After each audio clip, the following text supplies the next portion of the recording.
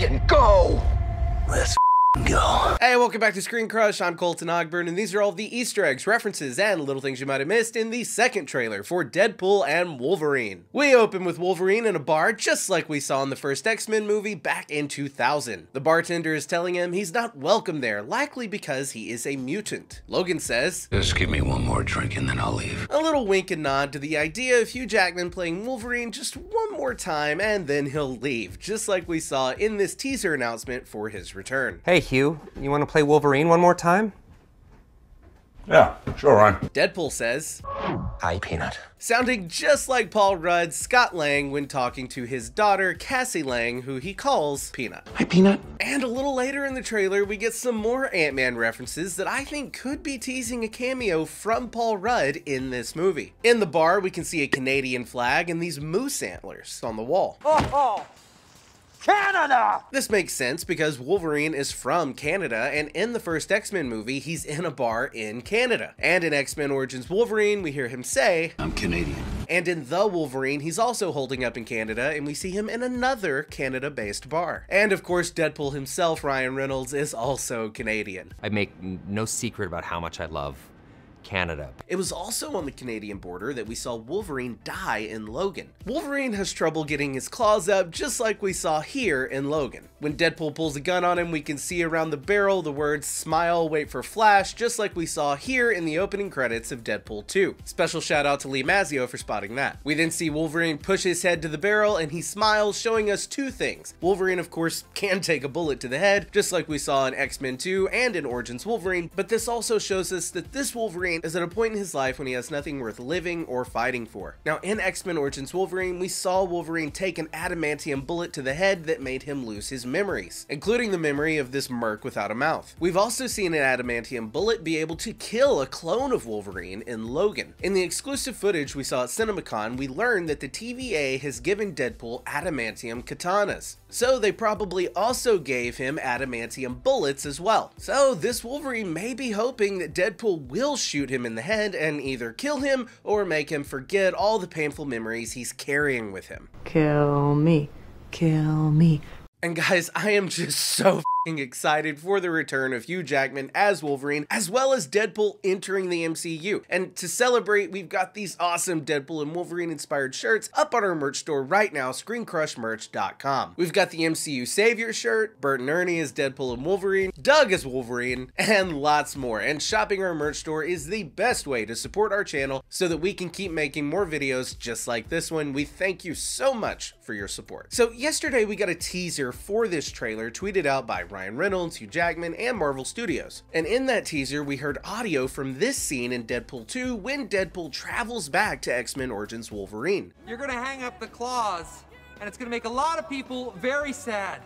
Huh? It's also in that trailer that we saw footage from Logan, the Wolverine, and X-Men Origins Wolverine, but nothing from the X-Men films. Perhaps this is hinting that we're going to be revisiting the Wolverine trilogy throughout Deadpool and Wolverine, and that this movie is going to be kind of a character study and kind of a final chapter closing of the book for the character of Wolverine. And guys, my guess as to what's happening in this scene is that it's earlier on in the film, before Deadpool and the TVA are on opposite sides. And I think that in this scene, we're actually seeing Deadpool sent by the TVA to arrest Wolverine, something the TVA has never been able to do, but we'll get more into those theories in our follow-up video tomorrow. That's kind of a bad habit of mine. I'll just go off on these tangents about, theories when I get really excited, but that bad habit is not nearly as bad as me chewing on my lips when I get nervous or anxious. So I traded that bad habit for a good one by using Fume. They're the sponsor of this video. Oh, is that a vape? It's not a vape, it's not electronic, and it doesn't have pods filled with potentially harmful chemicals. Instead, it has these plant-based cores that are infused with natural flavors to create naturally flavored air. I recently started Crisp Mint, and it even freshens my breath. Oh yeah, you smell great. Thank you, thank you. You see, Fume uses plants and behavioral science to help you trade out your negative habits for a positive one. Perfect for a New Year's resolution if you're looking to change your life. Plus, it has adjustable airflow and it is designed with movable parts and magnets for fidgeting, giving your fingers a lot to do, which is helpful for calming your anxiety. They also just launched the Fume Base. It's a sleek magnetic stand to rest your Fume on so you never lose track of it. Trust me, I lose stuff all the time, so that is a very helpful thing to have. Fume makes switching easy easy, and even fun. They have thousands of 5-star reviews from more than 150,000 customers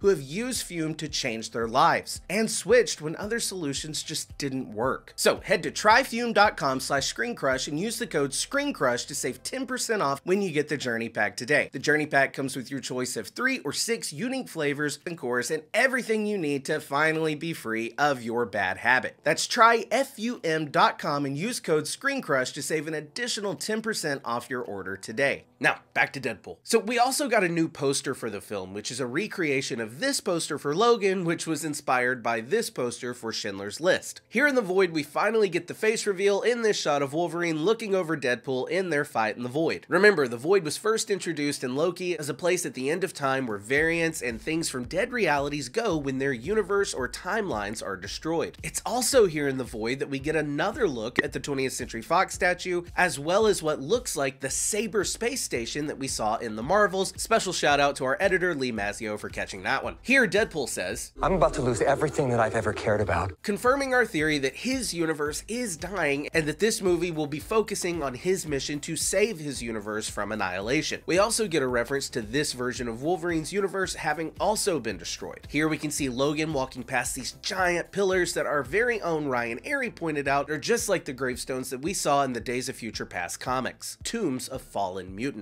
And you know, it's worth mentioning that twice now we've seen the Fox X-Men universe go to shit and a lot of mutants die, and Wolverine be one of the few remaining survivors. In the Days of Future Past movie, we saw an apocalyptic future that Logan was able to fix, but then just a few years later, he finds himself in yet another apocalyptic future with most mutants being dead yet again. It's almost as if his timeline is written to end with the mass extinction of mutants, and perhaps his many attempts at trying to save mutant kind is what eventually led to the destruction of his universe. Here we can see that Mr. Paradox has been punched in the nose, my guess is by Wolverine. We also hear Paradox say, "This Wolverine let down his entire world." Perhaps confirming the long-rumored plot of Secret Wars having chosen ones from their specific universes, certain beings who are like anchor points for their reality, and without them serving as a hero, their reality will fall. Next we get to see some very violent segments from Deadpool and Wolverine's fight.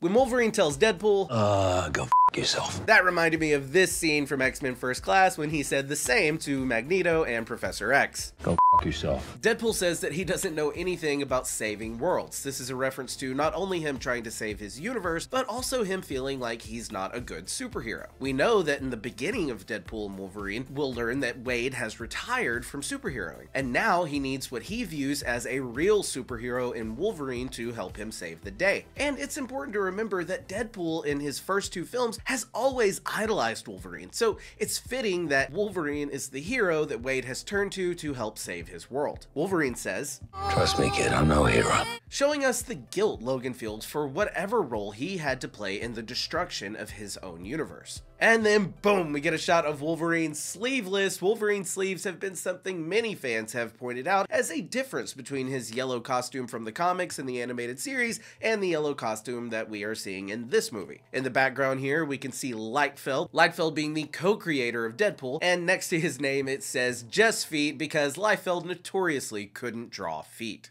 which was something they also poked fun at here in Deadpool 2. Probably a guy who can't draw feet! And you'll also see here that Wolverine and Deadpool are walking down a one-way street, but in the opposite direction. This could be meant to symbolize how they are going against the predetermined path of the sacred timeline and refusing to fall in line with the future that has been written for them. And yes, I know that in Loki Season 2, we saw the sacred timeline replaced by Loki's multiversal tree, but in the exclusive CinemaCon footage that I was lucky enough to see, we heard Mr. Paradox say that the TVA works to protect the sacred timeline, so this could all be taking place prior to Loki upending the sacred timeline. Here Deadpool says, You were an X-Man. You were the X-Man. A bit of a meta reference to how, unlike in the comics or in the animated series where Wolverine was more of a supporting character, Jackman's take on Wolverine really pushed the character into the spotlight as the X-Man. Here we can see Cassandra Nova, the confirmed villain for this film and sibling of Professor Charles Xavier. In the comics, she once shared a womb with Charles Xavier as his twin sister, but in the womb, Charles recognized her as an evil presence and he killed her, resulting in a miscarriage. She survived in the sewers as a growing mass of cells and eventually crafted her own body. And in the comics, she was actually behind the brutal massacre of the mutants at Genosha, the same massacre that we saw in episode 5 of X-Men 97. As we've theorized many times, I think that the X-Men 97 animated universe could be getting tied in with the mainline MCU, and this could be yet another hint. And speaking of X-Men 97 episode 5, our Remember It shirt is up on our merch store right now. Now, earlier I said that I thought we might get a cameo from an Ant-Man variant in this movie portrayed by Paul Rudd, and now I'm not so sure. I think that I may have found that variant, and it's not the cameo we were expecting, because here we can see Cassandra stepping out of what looks like the skull of Ant-Man in his giant man form. So it's not just the costume, it's the whole skeleton. Here we can see his top row of teeth, and my good friend MT over at Heavy Spoilers pointed out that Cassandra is living within a cerebrum, just like Charles Xavier spent most of his time in Cerebro. Cerebro allows for Charles to enter the minds of mutants and humans from great distances. Cassandra shares that same power as Charles, so it's fitting to see her living inside someone's skull. Here we can see Eliath, the big purple cloud monster that we met in Loki season 1, a being that is capable of eating the very fabric of reality and also consumes variants and leftover artifacts that are thrown in the void. And here we get an even better look at the giant man corpse that Cassandra has made her home, and oh my god, that is just so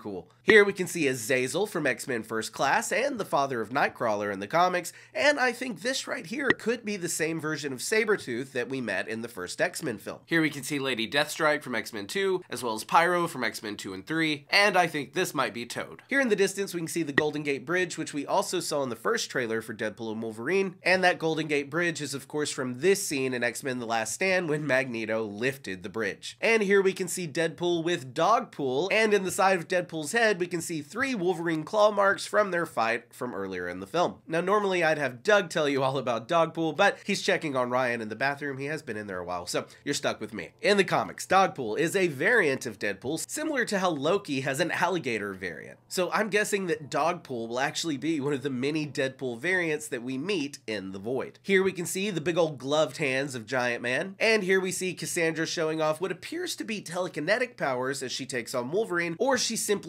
in his mind and controlling him that way. And holy shnikes, we get to see Deadpool and Wolverine jumping into a freaking Mystic Arts portal. Who's casting the portal? Is it Doctor Strange? Is it Wong? Could it be Forge? We saw Forge using Mystic Arts identical to Doctor Strange's in episode 6 of X-Men 97, so hey, maybe it's Forge, we'll just have to see. And then we get this great exchange between Wade and Blind Al about Booger Sugar. Do you want to build a snowman? Yes!